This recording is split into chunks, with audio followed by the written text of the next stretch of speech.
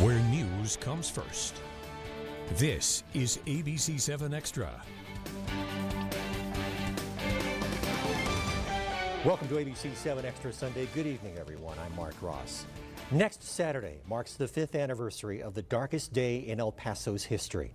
As we continue to remember the victims of the August 3rd, 2019 Cielo Vista Walmart mass shooting, tonight on ABC-7 Extra, we're looking forward. How our city and our people continue to heal, the resources still available to those affected by the violence, and the steps the city's first responders are taking to be ready should we ever have another mass casualty event. Joining me tonight are Eric Pearson, President and CEO of the El Paso Community Foundation, Alberto Ruiz, the Assistant Director of the El Paso United Family Resiliency Center, and Mario D'Agostino, Deputy City Manager of Public Safety and Support Services for the City of El Paso. And we'll speak with Eric and Alberto later in the show. First of all, Mario, thank you so much for coming on Extra tonight. Thank you for having me. Let's start out, talk about the response on August 3rd, 2019. How did it begin and how did it escalate? On August 3rd, I mean, the call came in. We had police officers on scene within minutes. Fire crews were right behind them. It rapidly escalated. We are a tight-knit community in public safety. We talk about El Paso being an urban island, so we're by ourselves, so we take care of ourselves. And with that, we've got a large response from across all agencies to come in and assist. So it was police, it was fire, it was DPS. it was railroad police, it was everyone responded. Border Patrol, we had a large response. We had our private ambulances go ahead and respond because they knew it was going to tax the resources in the city, and everyone wanted to do their part to take care of our community. And I guess it just started out as a call about a shooting at Walmart, and you would have thought, okay, it was probably just one individual that has happened in the parking lot, but then you realize suddenly it's a mass casualty event. That came rather quickly. So you get that first call and you think exactly that. It's just that one single isolated incident, but then it starts growing and you start getting reports. You get multiple shooters out there, and it really escalates quickly. The response teams did an amazing job responding. They were quick, they were reactive, they got in there and they isolated the incident rather quickly. As we know what happened, what transpired, he was captured rather quickly right in the immediate area, but the crews going in there didn't know what they were going to confront, and they didn't stop anyways. They still went in and they did their best to save as many lives as they could. Now, after the tragedy, I would imagine there was what I like to refer to as an after-action meeting or an after-action report. So you sat down with the various agencies and discussed what happened. So immediately after incidents, nearly all incidents, but especially these major incidents, the crews themselves get together and they do a debrief. So the individual units start doing that, and it grows into the individual departments or responding agencies. We did do an after-action review. We did it in partnership with FEMA. So FEMA came in and they did look at our response. They went through all of the records, the 911 call tapes, the recordings on the radio, the reports from individuals who responded and who were on the scene. They did that. That didn't. On an incident this size, that comes a lot later. That probably came a couple of years after the incident. With that, we have a nice published report, a FEMA after-action report on how we responded, areas of improvement that we can do, and it also highlights the things that we do well. You mentioned that, and you also mentioned to me before we started the show tonight that other cities where mass casualty events have happened reached out to you almost immediately. Yes, it was very, very quick. I'd say within the first hour, I had a colleague who worked in Florida at the time. He had the shooting over in Florida right before, so he reached out instantly. We had Las Vegas area reach out to us. We had a lot of people, cities who've gone through these kind of tragedies, reach out and offer that initial guidance and recommendations, things they learned from their after action. And you said this is a club that no one wants to join. That's exactly it. We plan, we prepare, we try and anticipate what possible things could happen, and so you're always preparing for that, but you don't want to see it happen. And when it does happen, it's one of those things is you take that same guidance that you got and you reach out immediately and you start offering. And so we've talked to many cities. Unfortunately, this tragedies continue. Right. And so we reach out and we'll give them our guidance the best we can. So you, in fact, reached out to the folks in Midland, Odessa when their mass shooting happened? That is correct. Yeah, we were in communication with them rather quickly. What advice, if you will, can you offer to other city managers and other city emergency responders when it comes to something like this? You know, it's preparedness. It's being ready. It's planning. It's you know, you got to have exercises. You have to practice what you're going to do. You have to plan for those scenarios. You have to maintain that. But most important is realizing that life is precious, and it's not going to just affect the individual who got harmed. It's their family. It's those around them. Those who have to witness it on TV. It's our first responders going in, having to work those scenes. It's the hospital workers. It affects the entire community. And so with that, be prepared for that long haul. I believe one of your guests here tonight is going to talk about that resiliency center. Yes. And that is still being utilized today. And it's anniversaries that bring that memory back to our community, and it affects some more than others. And so they need to have those resources. You got anniversaries, you have court appearances. Those are the things that really brings it back into the community. So just look at that long-term aspect. The response portion is a very quick part of it. The impact it leaves on a community is unfortunately long and painful. Deputy City Manager Mario D'Agostino, thank you so much for coming on Extra tonight. Thank you, sir.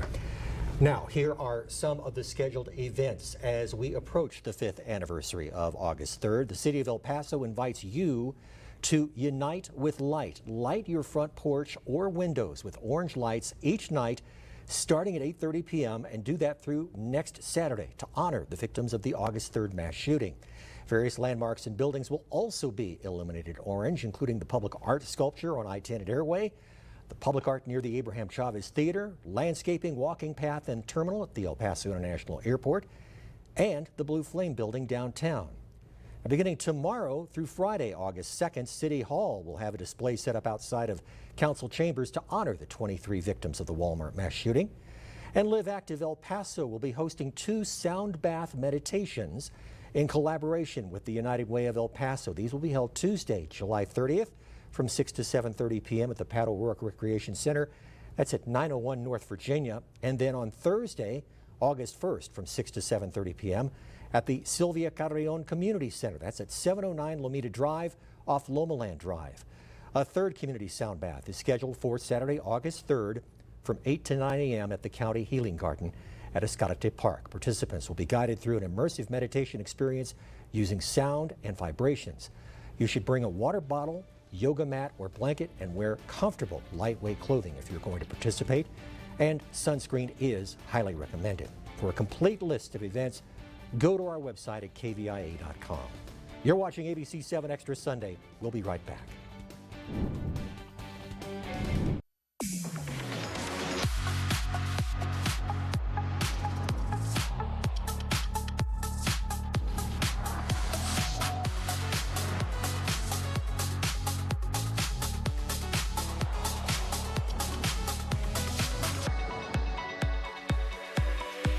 Get 2.9% APR for 36 months plus $1,000 purchase allowance on most 2024 Cadillac models when you finance through Cadillac Financial. Watch Smart Money Thursday on ABC-7 at 4 with Myro Capital Management. You'll learn how to save money the right way and make better decisions to set you and your family up for financial success. Smart Money Thursday on ABC-7 at 4, sponsored by Myro Capital Management. Welcome back to Topgolf. I'm Birdie Baker. And I'm Chaz Mulligan. I'm fired up, Chaz. You sure are. We're at Bay 208, where the Ruiz family is enjoying free 30. A free 30 minutes of golf, weekdays until 5 p.m. when you book a reservation.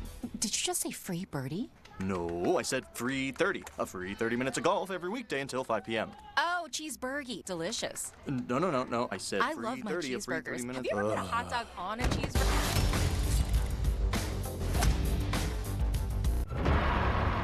There's DNA.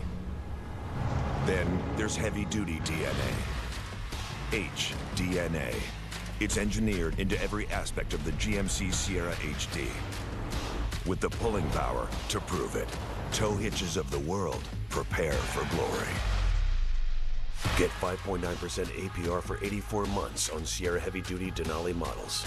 That's almost $7,000 in average finance savings.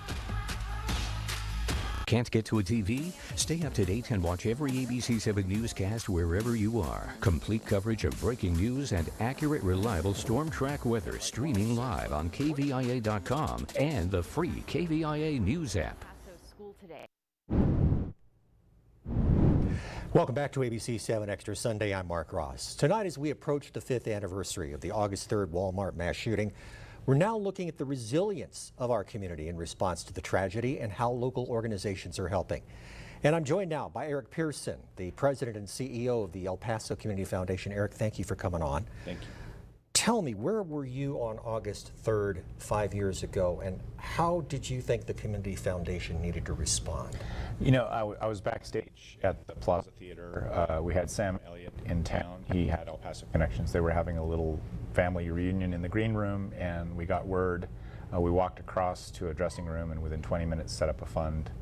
I called my friends in journalism from CNN, et cetera, and let them know. We let the county judge know. We let the mayor know. We let the city manager know. Strangely, we had just been talking with some folks in Southern Arizona at the Community Foundation there who had responded to the Gabby Giffords shooting. So I called my friend Clint Mabey at the Community Foundation for Southern Arizona, and he said, do this, this, this, and this. And the attorneys for the foundation actually wrote the code on disaster response for community foundations. So we called them, and to avoid community confusion, there were several organizations involved. We set up one Fund El Paso that became a supporting organization of the two foundations in town that were doing most of the work. And collectively we gave about $11 million to the victims, people whose families of people who had been killed by gunfire, those who'd been injured, and down the way, people who were there received some compensation. And it's funny, I was sort of freaked out. I was freaked out about the money for a long time. I didn't like it. I thought it was icky, but then I realized that you know, when you have a nephew or, you know, someone and they lose their parent, you go and have a family reunion. What do? You offer them food, you offer them things. So all over the country, people were offering what they could as goodwill, and it was $5 to, you know, whatever it was. And we raised a lot of money that way to help those folks directly. Very proud of that. And then, you know, additionally, we raised some money through the great Khalid Foundation and some other folks to provide scholarships for the children and grandchildren of those folks who were affected directly. So you have different funds set up through the Community Foundation. Expand on that a little bit. So we started the initial fund, which was for victims. That has been paid out and closed. We started a long-term resiliency fund. And that long-term care fund is really, it's what funded the Family Resiliency Center at the very beginning, in part. Very, you know, really thankful to the county and the United Way for jumping in there and taking on the real hard work of carrying out the duties of that center. We used that for the healing garden the county did, and, you know, we're working with Texas Gas Service now to put an eternal flame up there to expand on that garden experience. You know, that whole thing, just, it stole our innocence, right? We'd seen that over and over, and we've always loved that our community had been able to avoid that stuff, and suddenly we're caught in that trap, and it was very, very hard. I'll never forget that day, and I know that, you know, hundreds of thousands of people here are a little bit less trusting because of that. And Mario D'Agostino in our last segment just happened to mention that El Paso is a member of a club that you do not want to belong to.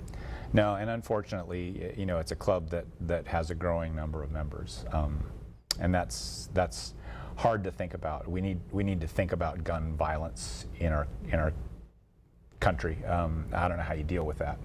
But we're here to respond. The foundation does not want to be a first responder in a situation like this or any other emergency situation, but sometimes we're called to action, and we try to rise up when we need to. And you said that one of the funds, of course, has closed, but there are other funds that are still accepting donations. Yeah, the long-term care fund is the one. You know, the Family Resiliency Center is running low on funds, and Betsy Keller, the county administrator, they're offering all the real estate and making sure that they've offered the offices for that center, the physical center. And she said, we're running low on money. Can you give us some more money to help at least keep that open through the end of the trials? And so that's something we'd like to do is fund, that center so people can go and it's 5 years, and anniversaries are big things, and we want to not only support the victims but all of the people who collectively were affected by that. Eric Pearson, President and CEO of the El Paso Community Foundation, thanks for coming on tonight. Thank you. And here are a few more of the August 3rd remembrances taking place. These will be on Saturday, August 3rd. A public art unveiling taking place Saturday at 9:30 a.m. at Jim Crouch Park. That's formerly Ponder Park, 7500 W.H. Burgess Drive. The ceremony will include remarks from Mayor Oscar Leeser and the Consulate General of Mexico in El Paso, along with the reveal of a public art piece dedicated to the August 3rd victims. It's designed by local artist Albert Tino Ortega. Also on Saturday at 10 a.m., Creative Kids will hold the opening of their Resilient exhibit, which will feature works of art from participants of their Resiliency Art Program, or RAP. The RAP program was created in partnership with the El Paso United Family Resilience Center. In response to the August 3rd tragedy, it provides its participants with powerful capacity-building tools by utilizing the arts to foster self-expression and positive coping skills. And that resiliency exhibit will run through February of next year. The Creative Kids Arts Center is at 504 South San Francisco Street downtown. And then at 6:30 p.m. at the County Healing Arts Garden at Escalante Park, it's the Day of Resilience ceremony. And then for a complete list of events, you can go to our website at kvia.com. Don't go away. ABC-7 Extra Sunday. We'll be right back. Of course, the GMC Terrain offers different drive modes. What about Weekend Warrior mode? Or you don't see that everyday mode? How about out of the office mode? Or even, are you out of your mind? Mode. Want a mode for everything? Sign and Drive is here. Get this ultra-low mileage lease on this 2024 Terrain SLE for around $379 per month with zero due-it signing. See your El Paso Las Cruces GMC dealers. Start a new career and enroll now at Southwest University. Enroll by August 6th and become a professional in nursing, X-ray, sonography, and master's degrees. Southwest University offers flexible schedules and short terms for you to finish faster. Be heard at Southwest University today. For more information, visit us at southwestuniversity.edu. Last day to enroll is August 6th. Southwest University, 25 years making you happen.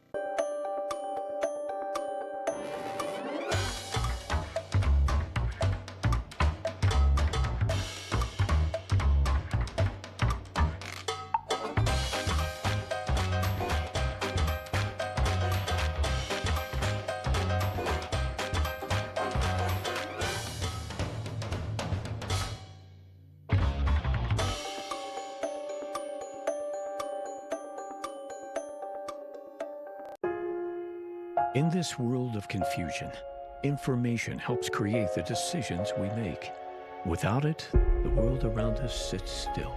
That's why the people of ABC-7 work hard to uncover, confront, and anticipate how events will impact you. In a world full of misinformation, trust us to filter out the noise so that we stay informed. Because together, we are ABC-7, where news comes first. Now, this is ABC-7 Extra Sunday. I'm Mark Ross. Tonight, as we approach the 5th anniversary of the Cielo Vista Walmart shootings, we continue our focus on the resilience of El Paso and how local organizations are helping. I'm joined now by Alberto Ruiz, the Senior Community Resiliency Director for the El Paso United Family Resiliency Center. That's a mouthful. I hope I got all of that in. Alberto, thank you for coming on tonight. Thanks a lot, Mike. First of all, give us some background on how the Resiliency Center was established. It was established in direct response to the Walmart tragedy of 2019. We were created 3 months after it happened, and we have been assisting the community with traditional and non-traditional therapies to facilitate the long-term healing of our community. The way we put it is we're trying to help the community heal one El Paso at a time. You talk about traditional and non-traditional healing. Correct. Expand on that. Okay, traditional is your counseling. When you imagine you sit down in a clinical setting talking to someone who has been clinically trained. But there's another approach. There's the non-traditional approach, which it's evidence-based and it has proven to be really helpful, especially for communities where mental health is taboo or is not spoken about, because it requires less disclosure. It includes yoga, meditation. At the center, we offer those two, plus sound baths, art therapy. We offer different types of activities that will help people ground themselves, be at peace, reprocess what they're thinking and what they're feeling in a way that requires less disclosure, less talking, and it makes these services more accessible for people who wish to heal. How many people would you say has the Resiliency Center helped since you all were established? It's in the thousands. Like last time I looked at our numbers, it was over 5,000. So it's more than just the people who were directly affected by August 3rd. Correct. And when it comes to mass violence and mass violence incidents, it's really important to understand that there will be people who are directly affected, who are present, who are family members of victims, but the rippling effects of trauma will affect the entire community. So while we're here to help, of course, the people who were impacted directly, we also have the mission to assist the community heal from secondary trauma before it becomes a public health problem. What is the center doing in connection with the August 3rd anniversary next Saturday? Well, Saturday will be like the pinnacle of 3 months of activities. We started in May with Mental Health Awareness Month. We had a month of healing where we offer different workshops and different educating activities to the community. Right now in July, we're doing our month of unity where we're promoting healing through unity and through kindness. And on August 3rd, there will be activities all day. We will start with a sound bath session open to the public, free of charge. Which we mentioned earlier in the show. And at at the park at the Healing Garden. Then there will be the unveiling of a memorial by the city of El Paso. I'm pretty sure they already talked about that as well. That will be at Ponder Park, now Jim Crouch Park, around 9:30. At 10 a.m., Creative Kids, one of our contractors who help us facilitate art classes and art therapy, they will have the grand opening of the RAP exhibit. RAP stands for Resiliency Art Project. And they will present all the pieces that people who were impacted by August 3rd have created during the year. They have that every year. So we have that at 10 a.m. Then started at 6:30 at the park. There will be the official ceremony with the county. There will be the unveiling of a mural. There will be a luminaria exhibit. Like we've been working with the community to collect luminarias that people have designed with El Paso themes, with healing themes. So we will have a display. We have over 1,000 luminarias that the community created. Wow. On top of we usually light up the front of the park. It's going to be really meaningful. There will be the reading of the names. There will be some statements and different messages from dignitaries, local and state. So it will be a unifying event. The main purpose is to bring people together and provide them with a safe outlet where they can grieve, but also reflect on the tenacity of our city and how far we've come 5 years after the fact, more united and hopefully more resilient. Alberto, what is the one takeaway you would like people to remember about what August 5th means to you and how the Family Resiliency Center has helped? Well, August 3rd for El Paso, I think, was a watershed moment. We never thought that that would happen to us. And I want to take away, I want the community to take away that even though that happened, it is important to understand that healing is possible, that mental health is important, and that if they feel affected, we're here to help. Alberto Ruiz with the El Paso United Family Resiliency Center. Thank you so much for coming on Extra. Thanks a lot, Mark. My thanks to all of our guests tonight, and thank you for joining us. ABC-7 will have stories in our newscast throughout the week about the 5th anniversary of August 3rd, with special coverage coming up on Saturday. I'm Mark Ross. Stay safe, stay strong. I'll see you next Sunday night. Thank you for watching. ABC-7 News is now available on any of these streaming services, as well as the KVIA News and KVIA Weather and Traffic apps.